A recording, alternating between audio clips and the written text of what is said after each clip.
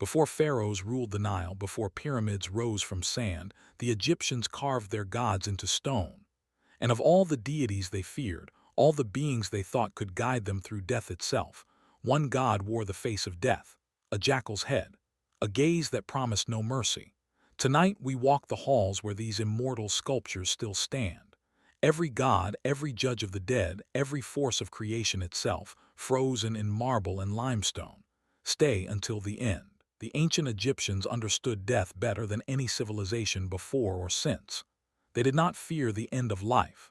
They feared the judgment that came after. For 3,000 years, sculptors carved the gods who would decide their fate. In tombs and temples from Memphis to Thebes, these sculptures became doorways to the afterlife itself. Tonight, we catalog every divine presence carved in stone during Egypt's most glorious age. We begin at the beginning. Ra, the sun god whose eye watched all of creation. In marble and stone, sculptors captured him as a human form crowned with a solar disk, his gaze fixed on something beyond mortal sight. Ra journeyed across the sky each day in his solar bark, and each night he descended into the underworld to do battle with chaos itself. The Egyptians believed without Ra's eternal vigil, the world would collapse into darkness. Ra's power was absolute, yet he was not invincible. Each night when his bark crossed the underworld, a great serpent named Apophis rose from the waters of chaos to destroy him. The serpent's coils were endless. Its hunger was infinite. And yet, Ra survived every night. The sculptors showed this eternal struggle in the tension of Ra's muscled form, the fierce determination frozen in his eyes. Survival was never guaranteed, but Ra was not the judge of the dead. That role belonged to Osiris, god of the underworld and of resurrection. In sculpture, Osiris stands wrapped in linen like a mummy, holding a crook and flail, the symbols of kingship over death itself. His face is serene, almost peaceful, as if he had already accepted his own death long ago, because Osiris had died. He had been murdered by his own brother Set, torn apart, and then restored to life by his wife Isis. Osiris was murdered by Set, the god of chaos and the desert. Set tore him into 14 pieces and scattered them across Egypt. But Isis, Osiris's devoted wife, gathered every piece, every limb, every fragment, and used dark magic to restore him. What the sculptors captured in Osiris's peaceful expression was not weakness. It was the strength of someone who had endured the worst death imaginable and emerged transformed. In death, Osiris found his true power. Horus, the falcon-headed son of Osiris and Isis, was carved by sculptors as a warrior god. In stone, his shoulders are broad, his stance uncompromising. Horus was born to avenge his father's death, to challenge Set for the throne of Egypt itself. The two gods fought for 80 years in some versions of the myth. Set could not kill Horus, and Horus could not kill Set. The sculpture shows Horus frozen at the moment before the final judgment, waiting for the gods themselves to decide his fate. Now we meet Anubis, the god we promised at the start, the jackal-headed lord of embalming and the dead. In sculpture, Anubis wears the black skin of a corpse, and his jackal's face is alert, watchful, eternal. He was the god who presided over the mummification of every pharaoh. He was the guardian of tombs, the one who stood between the living world and the realm of the dead. The Egyptians did not fear Anubis for his power. They feared him for what he represented, the absolute certainty of death. Thoth, the ibis-headed god of wisdom and writing, was carved by sculptors in a pose of contemplation. In his stone hands he holds a stylus and a tablet. Thoth was not a warrior. He was a scribe, a keeper of knowledge, the god who invented writing itself. In the afterlife, Thoth would stand at the side of Osiris as the dead were judged. He would weigh each soul against the feather of truth. His judgment was absolute and incorruptible. No plea, no prayer could sway him. Sekhmet, the lioness-headed goddess, was carved with a fierce and terrible beauty. Her face is almost human, but her headdress bears the solar disk and the sacred serpent. Sekhmet was the goddess of plague, of disease, of divine wrath. She was the eye of Ra, the instrument of his vengeance upon those who broke cosmic order. In sculpture, her expression combines maternal care with absolute danger. The Egyptians understood that creation and destruction were not opposites. They were the same force. Bastet, the cat-headed goddess, stood in direct contrast to Sekhmet. While Sekhmet was wrath, Bastet was grace. She was carved by sculptors as a protector of fertility, of home, of motherhood itself. Her expression is serene, almost joyful. A sistrum, a musical instrument, hangs from her stone hands. Bastet's temples were filled with cats, considered sacred animals. The Egyptians revered her because she represented the gentler aspects of divine power, the strength that protects rather than destroys. Ptah was the god of craftsmen, of creation itself. The sculptors who carved him understood they were depicting their own patron deity. Ptah wears a tight-fitting garment and holds a staff combining the symbols of life, stability, and power. His face is stern, almost withdrawn. Ptah created the world through the power of his thoughts alone. He did not need to act. He did not need to move. His will simply became reality. The sculptors carved Ptah as immobile, untouchable, almost abstract in his power. Hathor was the goddess of love, music, dance, and also of the sky itself. In sculpture, her face is beautiful and serene, crowned with a solar disk between two horns, a crown that would later be worn by queens. Hathor was the mother of Horus, though some myths made her the mother of Ra himself. She embodied joy and sensuality, but also the fierce maternal protection that no force in creation could overcome. The Egyptians understood that beauty and power were inseparable. Now the body of gods grows. Ammon, the hidden one, was carved by sculptors as a man wearing a crown of two tall plumes. Ammon was the god of wind, of hidden things, of the mysteries that mortals could never fully understand. He was invisible, all-pervasive, impossible to pin down in stone or paint, yet the sculptors tried anyway. In Ammon's carved face, there is a quality of profound unknowing, a sense that he sees far beyond what any mortal observer could perceive. Tefnut was the goddess of moisture, of water, of the vital damp that made life possible in the desert. Her sculpture shows a woman with a lioness's head, similar to Sekhmet's form but gentler in expression. Tefnut worked alongside Shu, god of air and dryness. Together, they formed the essential elements that allowed creation to breathe. In sculpture, their forms are often shown together, as if neither could exist without the constant presence of the other. Duality was not a weakness in Egyptian theology.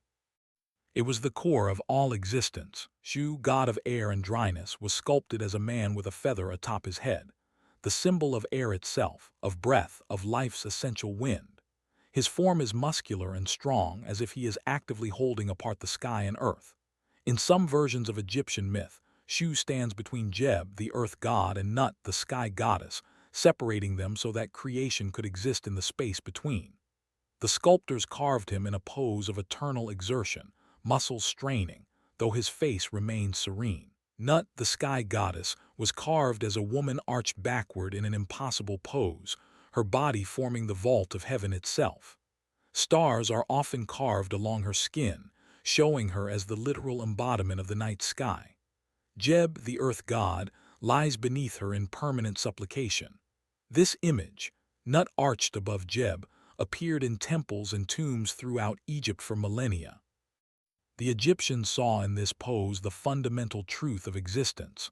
Earth and sky forever separated, forever connected, forever creating the space where life could flourish. Geb, the earth god, lies beneath Nut in eternal repose.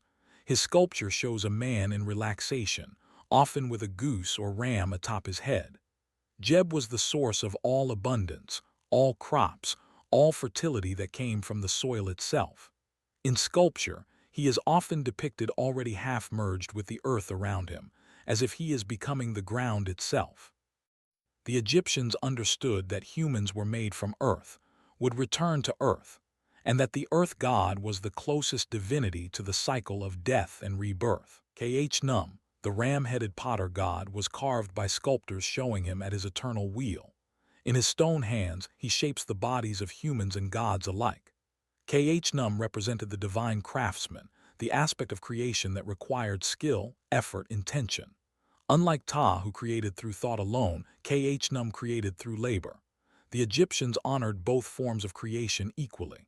In Khnum's sculpted face, there is concentration, focus, the expression of an artisan at work.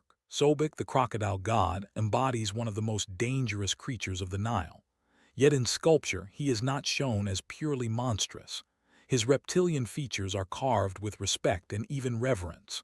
Sobek represented the strength and survival of predators, the power of the river itself to both nurture and destroy. In Egypt, the Nile was everything, the source of life and also of sudden, violent death.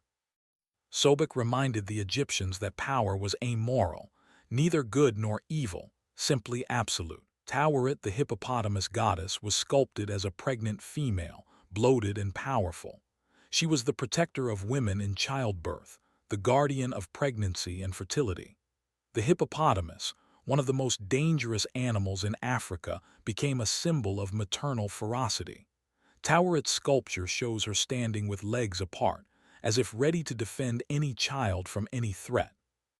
The Egyptians understood that motherhood was the most powerful force in nature, and Taweret embodied that terrible, protective strength. Ammit, the devourer of the dead, was perhaps the only creature the Egyptians carved with genuine horror. She was part crocodile, part lion, part hippopotamus, three of the most dangerous predators combined into one impossible abomination. Ammit waited in the Hall of Judgment. If a soul failed the weighing of the heart, Ammit would devour them, erasing them from existence entirely. Not death, annihilation. In sculpture, Ammit's face shows hunger, not cruelty. She was not evil.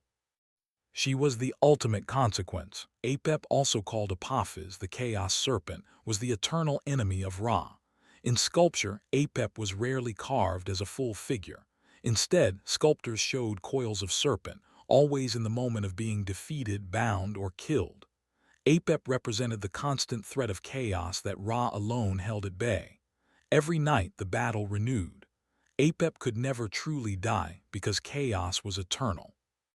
The Egyptians carved these images not to honor Apep, but to remind themselves that order required constant vigilance and effort. Nephthys, the sister of Osiris and Isis, was carved as a woman bearing the symbol of her throne, which resembled a temple shrine. Nephthys was often invisible in the myths, working behind the scenes. She was the goddess of death, of the invisible forces that guided souls to the afterlife. Her sculptures are gentle, often shown in companionship with Isis, both sisters united in their devotion to the dead. Nephthys reminds us that not all divine power was loud. Some of the most important forces in the universe worked in silence. Maat, goddess of truth and cosmic order, was perhaps the most important divinity for understanding Egyptian religion. In sculpture, she is shown as a woman with a single ostrich feather on her head. Maat was not a force of power like Ra or Sekhmet. She was a principle, an abstraction that the universe itself depended upon. The Egyptians believed that without Maat, creation would collapse into chaos. Every deed, every word, every thought was measured against her standard. The heart of each dead soul was literally weighed against her feather. Set, the god of chaos and disorder, was carved with the head of a mysterious animal, neither dog nor jackal nor any creature that truly existed. Set was unpredictable, violent, sometimes helpful but more often destructive. He murdered his brother Osiris. He fought Horus for the throne, yet Set was not expelled from the pantheon. The Egyptians understood that chaos could not be eliminated. It could only be fought, resisted, kept at bay. Set's sculpture shows raw power without grace, strength without wisdom, force without direction. Isis, the great mother goddess, deserves her own moment. In sculpture, Isis wears the throne symbol that connects her to her role as queen of the gods, but her true power came from her magic, her cunning, her absolute devotion. She restored Osiris when no one else could. She protected Horus in hiding. She negotiated with the gods themselves. In marble, Isis's face combines maternal gentleness with intense intelligence. She was the most beloved goddess in all of Egypt, and her cult would spread across the entire Mediterranean world. We approach the final hall now. Here stands Anubis once more, but this time in his full context. Around him, in a vast chamber, are the symbols of judgment itself, the scales of Maat, the throne of Osiris, the records of all deeds, all sins, all truths. This is the Hall of Two Truths, where every soul that ever lived would be brought to account. Anubis presides over this chamber, his jackals gaze eternal and unforgiving. He is neither cruel nor kind. He is simply the guardian of absolute consequence. The heart of every ancient Egyptian was placed upon the scales. Osiris watched, Thoth recorded. Ammit waited for those who failed. The Egyptians did not fear death. They feared judgment. They feared the revelation of who they truly were, stripped of pretense, stripped of power, stripped of lies. The sculptures in this hall are reminders that no king, no matter how powerful, could escape accountability. Even pharaohs who claimed divinity would be judged by the same standard as beggars. Before Osiris, all mortals were equal. These sculptures still stand. In museums from Cairo to London, from New York to Berlin, the stone gods of Egypt continue their eternal watch. They carved their gods to last forever because they believed the gods themselves were eternal. Every figure in these halls carried a piece of Egyptian belief, Egyptian fear, Egyptian hope. The next civilization we enter may worship different gods, fear different judges, imagine different afterlives. Which divine vision do you find more terrifying, eternal judgment or eternal oblivion? Tell us below, and subscribe to walk the next hall of gods in stone.